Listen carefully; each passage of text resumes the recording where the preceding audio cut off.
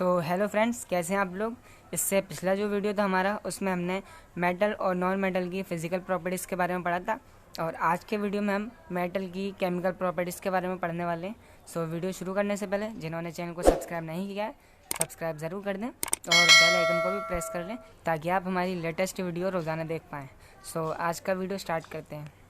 We will learn about the chemical properties of metal in the following section 3.2.1 3.2.4। अब हम इन दो section में section 3.2.1 और 3.2.4 में केमिकल प्रॉपर्टीज़ को पढ़ने वाले हैं। Collect the sample of following metals: aluminium, copper, iron, lead, magnesium, zinc and sodium. अब आपको इसकी केमिकल प्रॉपर्टीज़ करने के लिए कुछ मेटल्स की ज़रूरत होगी। वो है हमारे aluminium, copper, iron, lead, magnesium, zinc and sodium. ये मेटल आपको कलेक्ट करने हैं। अब केमिकल प्रॉपर्टीज़ स्टार्ट होती है। सबसे पहली केमिकल प्रॉपर्टीज़ हमारी वो कुछ ये है: what happens when metal are burn in air. इस स्टेटमेंट का सीधा सा मतलब देखें तो मतलब ये है कि मेटल की रिएक्शन जब ऑक्सीजन से करेंगे तो हमें प्रोडक्ट में क्या मिलने वाला है और उस रिएक्शन में क्या क्या होने वाला है। इस स्टेटमेंट का सीधा मतलब ये है।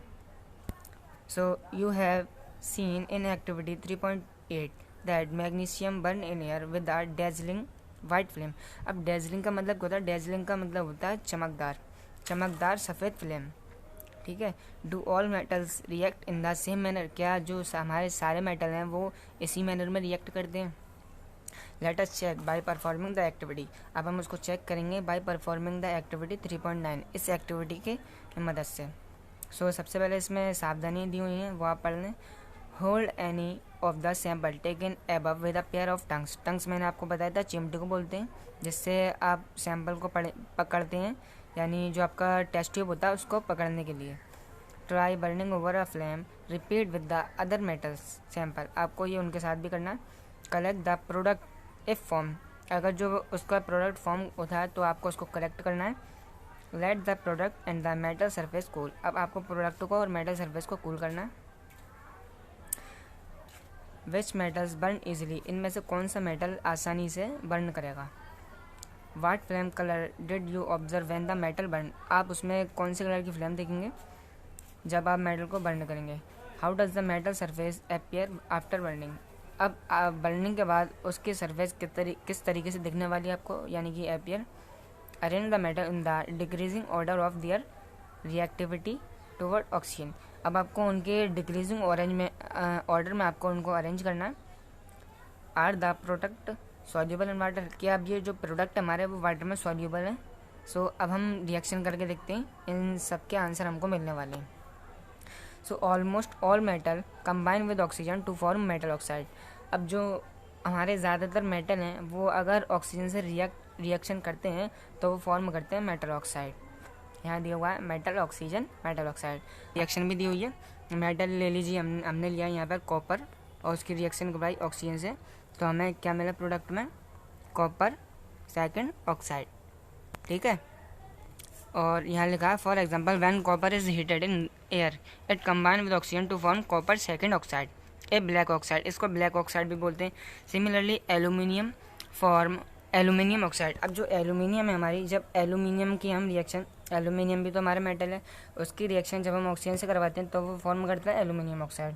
ये उसकी रिएक्शन लिखी हुई है यहाँ पर, ये लिखी हुई है Al और O2। इसकी एल्यूमिनियम ऑक्साइड का फार्मूला क्या होता है? Al2O3। आगे देखते हैं। Recall from chapter 2 how copper oxide react with hydrochloric acid. अब आपको चैप्टर 2 में से याद करना है कि कॉपर ऑक्साइड है हाइड्रोक्लोरिक एसिड से कैसे रिएक्ट करती हैं। We have learn that metal oxide are basic in nature. हमने ये भी पढ़ा था उस चैप्टर में कि मेटल ऑक्साइड जो होती है हमारी बेसिक होती है नेचर में। But some metal oxide such as aluminium oxide, zinc oxide show both acidic as well as basic behaviour. हमारी जो एल्यूमिनियम और जिंक की ऑक्साइड होती हैं वो दोनों नेचर में बिहेव करती हैं, एसिडिक में और बेसिक में, और उनको हम एम्फोटेरिक ऑक्साइड भी बोलते हैं। Such metal oxide react with both acid as well as bases. सो इनका प्रोडक्ट हमें क्या मिलता है, सॉल्ट प्लस वाटर। और जो अभी मैंने आपको बताया था कि उनको एम्फोटेरिक ऑक्साइड बोलते हैं, यहाँ लिखा हुआ है amphoteric oxide. Aluminium oxide react in the following manner with acid and bases. अब एल्यूमिनियम ऑक्साइड यहाँ एसिड और बेसिस से रिएक्शन करता है। सो Al2O3 और हमारा HCl यानी कि एसिड, सो हमें मिलेगा AlCl3 एल्यूमिनियम क्लोराइड और वाटर। ये हमारा सॉल्ट और ये वाटर। और दूसरी रिएक्शन है इसकी बेस के साथ Al2O3 जो NaOH यानी कि सोडियम हाइड्रोक्साइड जो कि हमारा बेस होता है। सो इसका जो प्रोडक्ट मिलेगा हमें वो है NaAlO2 sodium aluminate plus H2O यानी कि वाटर। आगे देखते हैं, most metal oxide are insoluble in water. लेकिन कुछ मेटल ऑक्साइड हैं जो वाटर में सॉल्युबल नहीं है, but some of this dissolve in water to form alkali. लेकिन इनमें से कुछ जो है वाटर में डिजॉल्व होती हैं जो एल्कली फॉर्म करती हैं। अब एल्कली क्या होते हैं मैंने आपको बताया था, एल्कली वो हमारे बेस होते हैं जो कि वाटर में सॉल्युबल होते हैं। Sodium oxide and potassium oxide dissolve in water to produce alkalis. अब ये सोडियम ऑक्साइड है और ये पोटेशियम ऑक्साइड है K2O। सो जब इनको वाटर में डालते हैं तो ये एल्कली फॉर्म करते हैं। एल्कली यानी कि हमारे बेस होते हैं, ये सोडियम हाइड्रोक्साइड, ये पोटेशियम हाइड्रोक्साइड।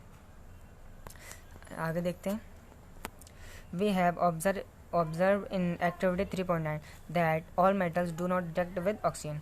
हमने ये ऑब्जर्व किया था 3.9 एक्टिविटी में कि हमारे ऑल मेटल होते हैं जो ज़्यादातर मेटल होते हैं हमारे do not react with oxygen at same rate. वो एक रेट में ऑक्सीजन से रिएक्ट नहीं करते उनका। अब रेट का मतलब यहाँ क्या है, यानी वो अलग अलग कंपोजिशन में रिएक्ट करने वाले। Different metal show different reactivity series. अब सेम रेट का मतलब यही है कि जो हमारे अलग अलग मेटल हैं अलग अलग रिएक्टिविटी शो कराएंगे ऑक्सीजन के towards. Metal such as potassium sodium react so vigorously. अब विग्रोसली का मतलब क्या होता है, सो विग्रोसली का मतलब होता है बहुत ही तेज़, यानी कि उसके अंदर से इतनी हीट होगी, बहुत हीट प्रोड्यूस होगी, और उसको हम एक्सोथर्मिक रिएक्शन भी बोलते हैं, जिसमें ज़्यादा हीट प्रोड्यूस होती है। That they catch fire cap in the open. और इसी की वजह से हम इनको ओपन में नहीं रखते, क्योंकि ये बहुत ही वॉलेंटली रिएक्टिव मेटल होते हैं, बहुत रिएक्टिव। सो ये ओपन में जब ऑक्सीजन के कांटेक्ट में आते हैं तो ये फायर होती है, उसको कैच कर लेते हैं और इसमें आग लग जाती है। Hence to protect them and to prevent accidentally fire. अब इनको बचाने के लिए हम क्या करते हैं, they are kept immersed in kerosene oil. अब बोर्ड में इस पर क्वेश्चन भी आता है कि सोडियम पोटेशियम को हम कैरोसिन ऑयल में क्यों रखते हैं। सो इसलिए रखते हैं क्योंकि वो हाईली रिएक्टिव मेटल होते हैं, और अगर हम उनको ओपन में रखेंगे तो वो फायर को कैच कर लेंगे और वहाँ आग लग सकती है। इस वजह से हम उनको कैरोसिन ऑयल में डुबा कर रखते हैं। At ordinary temperature the surface of metal such as magnesium aluminium zinc lead etcetera are covered with a thin layer of oxide. अब ये एक ऑक्साइड के थिन लेयर से कवर्ड होते हैं, थिन यानी पतली। The protective oxide layer prevent the metal from further oxidation. अब ये लेयर होती है वो ऑक्सीडेशन से हमें प्रिवेंट करती है। अब ऑक्सीडेशन का मतलब वही है कि वो वाटर और ऑक्सीजन के कॉन्टैक्ट में नहीं आती, जिससे कि उस पर रस्ट नहीं लगती। Iron does not burn on heating but iron flames burn vigorously when sprinkle in the flame of the burner. Copper does not burn. अब जो कॉपर है हमारा वो बर्न नहीं होगा, but the hot metal is coated with the black coloured layer of copper second oxide. लेकिन जो हमारे हॉट मेटल्स हैं वो क्या करेंगे, वो ब्लैक कलर्ड लेयर से यानी कॉपर ऑक्साइड से कवर्ड होंगे, यानी कि coated. Silver and gold do not react with oxygen even at high temperature. Silver और गोल्ड हैं वो ऑक्सीजन से रिएक्शन नहीं करते हाई टेम्परेचर पे भी। अब ये नीचे ये कुछ दिया हुआ है, आप देख लेना, मैं आगे पढ़ाता हूँ। After performing activity 3.9 you must have observe that sodium is the most reactive of the sample of metal taken. So आपने जो भी मेटल लिए थे एक्टिविटी 3.9 में, तो सोडियम उनमें सबसे हाईली रिएक्टिव था जो आपने उनमें मेटल लिए थे। The reaction of magnesium is less vigorous implying that it is not as reactive as sodium. अब ये सोडियम के कंपेयर में इसकी रिएक्शन जो होगी वो लेस रिएक्टिव होगी। But burning of oxygen does not help us to decide about the reactivity of zinc iron copper. लेकिन जो बर्निंग होगी ऑक्सीजन की वो हमें इसमें हेल्प नहीं करेगी जो हम उसकी रिएक्टिविटी को डिसाइड कर पाएँ, जिंक की, आयरन की, कॉपर की और लेड की। Let us see some more reaction to arrive at conclusion.